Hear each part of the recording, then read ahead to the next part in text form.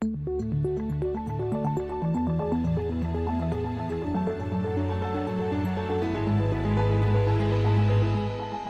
This Morning.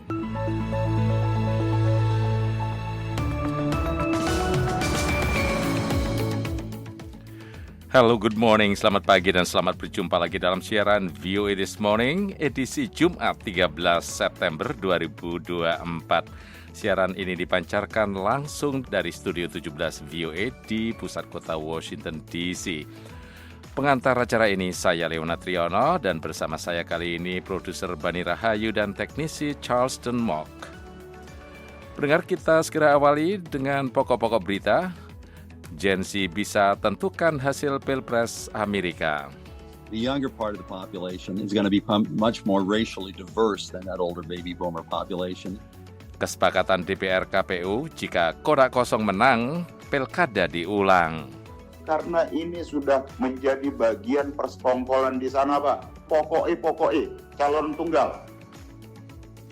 Pendengar, siaran ini juga bisa disimak melalui streaming langsung maupun tidak di website kami www.voaindonesia.com atau melalui podcast VOA This Morning. Alright, let's get started. Kita segera awali dengan berita dunia pagi ini bersama Puspita Sariwati. Pendengar, harian The Washington Post melaporkan pemerintah Iran meningkatkan hubungannya dengan jaringan kriminal di luar negeri untuk melakukan serangan terhadap para pengecamnya di Amerika Serikat dan Eropa. Kata laporan itu, dalam beberapa tahun terakhir, Iran mengalihkan operasi mematikan dan penculikan ke geng kriminal seperti Hells Angels, jaringan mafia terkenal di Rusia yang disebut sebagai pencuri hukum, sebuah sindikat penyalur heroin yang dipimpin oleh seorang penyelundup narkoba Iran dan kelompok-kelompok kriminal dari Skandinavia hingga Amerika Selatan. Laporan itu mengacu pada satu serangan yang menarget Pauria Zerati, seorang wartawan untuk media berbahasa Persia Iran Internasional, dan ia ditikam dan terluka di depan rumahnya di London pada bulan April. Serangan itu dikaitkan dengan Iran, namun tidak ada penyerang yang berasal dari Iran dan mereka tidak mempunyai hubungan dengan Dinas Keamanan Iran. Menurut para pejabat, Iran merekrut penjahat di Eropa Timur yang tiba di Inggris melalui Bandara Heathrow. Bulan lalu, Departemen Kehakiman AS mendakwa seorang pria Pakistan berusia 46 tahun, Asif Merchant, terkait rencana Iran untuk membunuh seorang politisi atau pejabat pemerintah AS. Kita ke Amerika.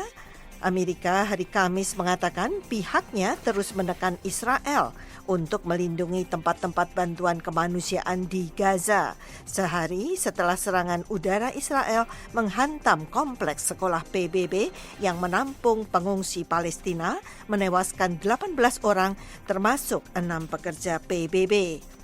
Kami perlu melihat tempat-tempat itu dilindungi dan itu adalah sesuatu yang terus kami kemukakan kepada Israel, kata Menteri Luar Negeri AS Antony Blinken pada konferensi pers di Warsawa. Pada saat yang sama, kami harus terus melihat Hamas bersembunyi, mengambil alih dan menggunakan tempat-tempat itu untuk melakukan operasinya dan menimbulkan ancaman berkelanjutan. Hal itu tentu saja harus dihentikan karena tindakan tersebut membahayakan warga sipil, tambahnya. Sekretaris Jenderal PBB Antonio Guterres juga menyampaikan perkiraan yang sama dan ia meminta pihak-pihak yang berperang untuk berhenti menggunakan sekolah, tempat pengungsian atau daerah di sekitarnya untuk tujuan militer. Ia menambahkan Israel dan Hamas mempunyai kewajiban untuk mematuhi hukum kemanusiaan internasional.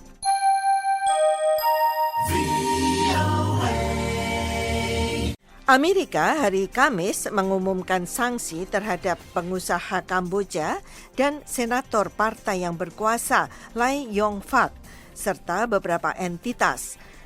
Sanksi dijatuhkan atas dugaan pelanggaran terkait para pekerja yang diperdagangkan dan dipaksa bekerja di pusat penipuan online. Rencana pemberlakuan sanksi itu pertama kali dilaporkan oleh kantor berita Reuters. Langkah itu terjadi pada tahap yang sulit dalam hubungan antara AS dan Kamboja, selagi Kamboja semakin dekat dengan Tiongkok, saingan strategis AS. Meskipun ada upaya AS untuk membujuk pemimpin baru Kamboja, Hun Manet, putra dari pemimpin lama Kamboja yang kuat, Hun Sen. Lai Yong-fat ditunjuk sebagai penasihat pribadi Hun Sen pada tahun 2022. Kantor Pengawasan Aset Luar Negeri Departemen Keuangan AS mengatakan sanksi itu menarget LYP Konglomerat Group Co dan Osmah Resort. Pejabat Wakil Menteri Keuangan untuk Penanggulangan Terorisme dan Intelijen Keuangan, Bradley Smith, mengatakan langkah itu dilakukan untuk meminta pertanggungjawaban mereka yang terlibat dalam perdagangan manusia dan pelanggaran lain, sekaligus menghambat kemampuan mereka dalam menjalankan penipuan investasi yang menarget banyak orang yang tidak mencurigainya, termasuk orang-orang Amerika. Lebih dari 6 bulan setelah perjanjian keamanan penting di Pasifik antara AS dan negara-negara Kepulauan Pasifik ditandatangani menjadi undang-undang, butir-butir utama dari Compact of Free Association atau COFA, Asosiasi Kerjasama Bebas, belum diterapkan sehingga menimbulkan pertanyaan di kawasan mengenai komitmen AS terhadap mitra-mitranya di Pasifik dalam menghadapi Beijing yang semakin tegas. Sekian berita dunia, Puspita Sariwati, VOA. Pendengar, secara demografi para pemilih muda dari generasi milenial dan generasi Z atau Gen Z kini muncul sebagai kekuatan berpengaruh dalam politik Amerika. Para analis mengatakan orang-orang muda ini bisa menentukan hasil pemilihan presiden bukan karena usia mereka, namun karena siapa mereka. Reporter VOA Dora McCuar menelaah lebih jauh apa dan siapa mereka. Dan selengkapnya disampaikan oleh Utami Husin. Tahun ini sekitar 8 juta orang muda akan berusia 18 tahun dan berhak memilih. Secara keseluruhan, diperkirakan 41 juta anggota generasi Z, yaitu mereka yang berusia di bawah 27 tahun, akan dapat memberikan suara pada pemilihan presiden tahun 2024. Bersama generasi milenial, mereka memiliki peran krusial dalam menentukan siapa pemenang pemilihan presiden tahun ini. William Frey, pakar demografi dari organisasi pemikir Brookings Institution, mengatakan, The younger part of the population is going to be much more racially diverse. Populasi generasi muda ini memiliki ras yang jauh lebih beragam dibandingkan dengan populasi generasi baby boomer, generasi yang lebih tua. Menurut pakar komunikasi dari Tufts University, Alberto Medina, latar belakang mereka juga sangat beragam. So nearly half of these, Gen Z youth are young people of color.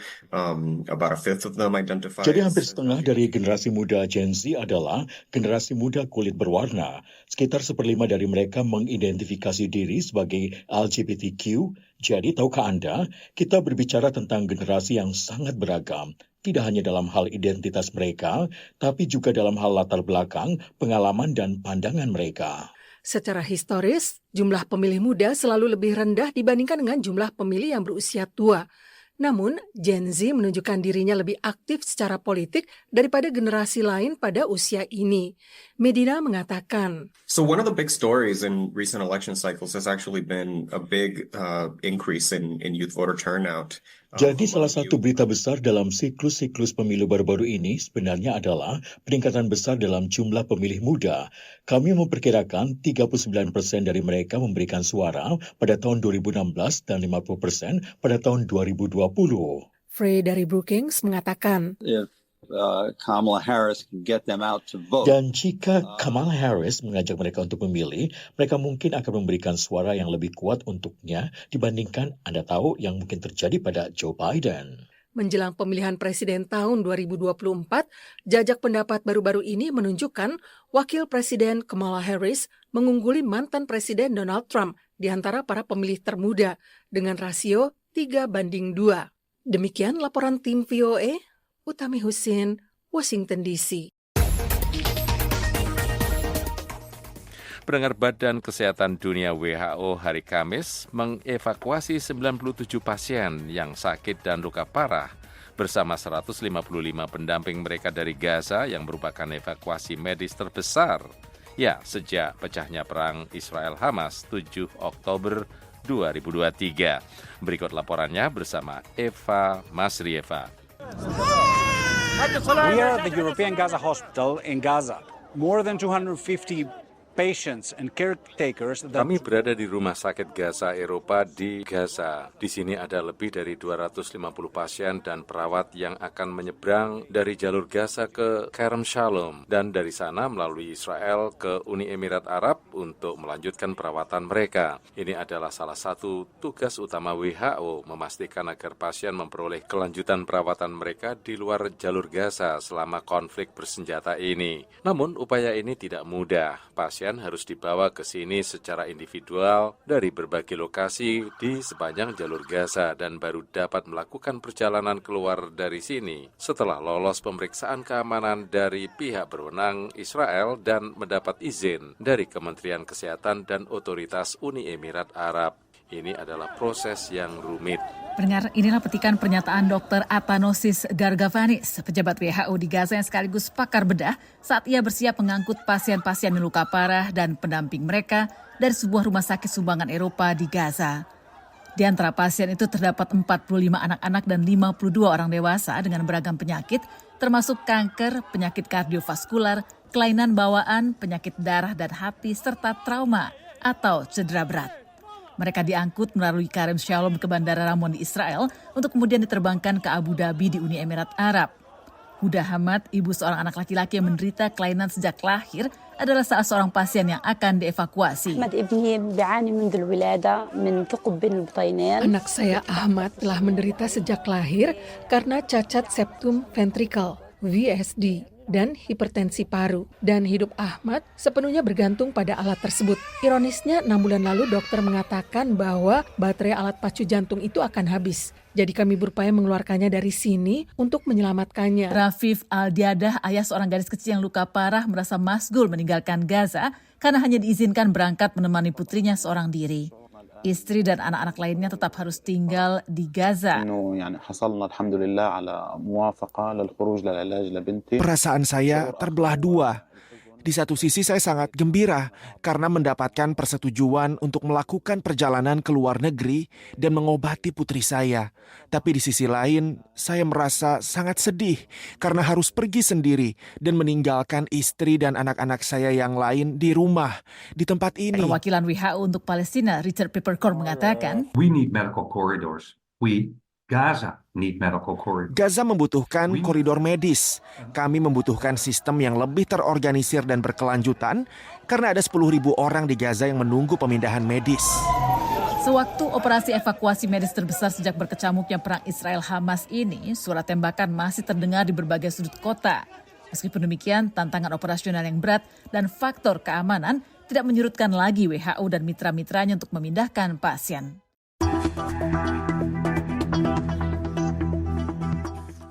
Pendengar, Komisi 2 DPR RI, Komisi Pemilihan Umum, Badan Pengawas Pemilu, Dewan Kehormatan Penyelenggara Pemilihan Umum, dan Kementerian Dalam Negeri sepakat jika kotak kosong yang menang atas calon tunggal pada pemilihan kepala daerah serentak November nanti, maka pemilihan baru akan digelar tahun berikutnya pada tahun 2025. Reporter VOA Fathiah Wardah melaporkannya dari Jakarta.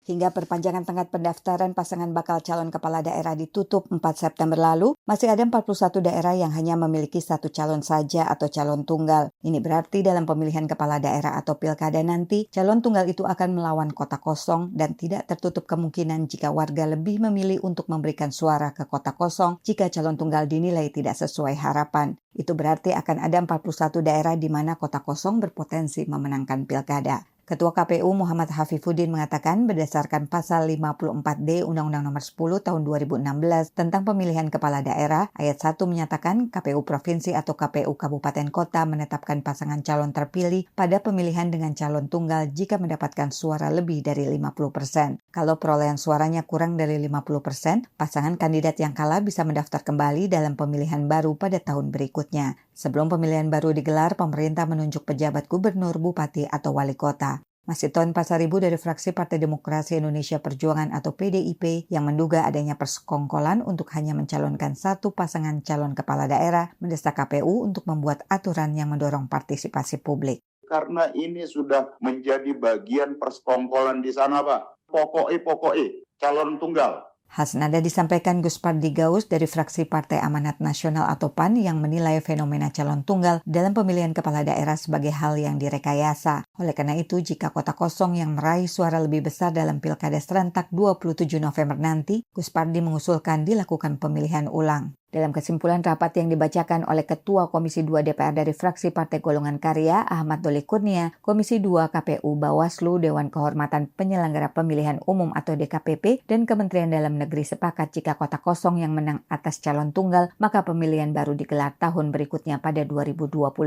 Pengajar hukum pemilihan umum di Universitas Indonesia Titi Anggraini menjelaskan fenomena tahun 2015 itu berbeda dengan tahun 2024 ini. Jadi kalau calon tunggal 2015 dilakukan untuk memberikan akses pencalonan kepada partai, pasca 2015 calon tunggal disertai motif malah untuk menutup akses pencalonan oleh partai dengan memborong semua tiket dari lebih dari 10 partai sehingga partai-partai tersisa tidak bisa mengusung calon. Dari Jakarta, Fatia Wardah melaporkan untuk VOA Washington.